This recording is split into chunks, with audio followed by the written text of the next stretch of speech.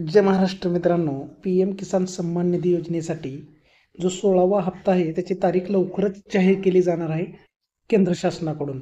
तर त्याच धर्तीवर मित्रांनो, या योजनेचा हप्ता मिळवण्यासाठी काही अजून प्रलंबित कामे तुम्ही केलेली नसताल तर पूर्ण करून घ्या. त्यापैकीच एक महत्त्वाचं म्हणजे KYC.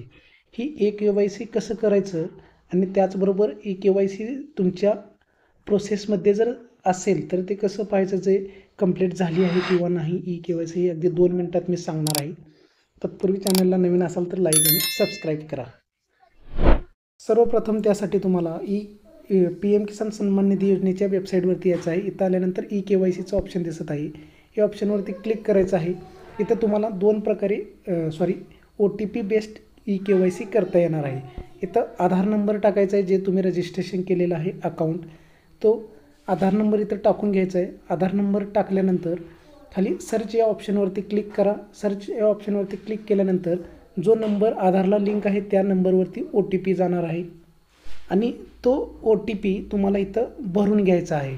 त्यानंतर तुमची KYCची प्रक्रिया पूर्ण होणार आहे.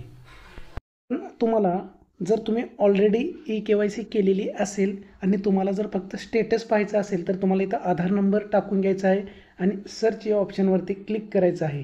तर तुम्हाला इथं KYC झालेली असेल तर मित्रांनो, KYC इज ऑलरेडी डन हे ऑप्शन पॉपअप मेसेज दिसेल, म्हणजे तुमचं KYC सक्सेसफुली डन झालेली आहे किंवा प्रोसेसमध्ये जी होती ती आता पूर्ण प्रक्रिया झालेली आहे, संपन्न आणि सक्सेसफुली झालेलं हे मेसेज येणार आहे तुमच्यासमोर. KYC कसं करायचं हे सुद्धा याच ऑप्शनवरून तुम्हाला करायचं आहे. अगदी 2 मिनिटात होऊन जाते. हे अतिशय सोपी आणि सुलभ प्रक्रिया होती, जी शेतकऱ्यांना सुद्धा मोबाईलवरून करता येणार आहे घर बसल्या.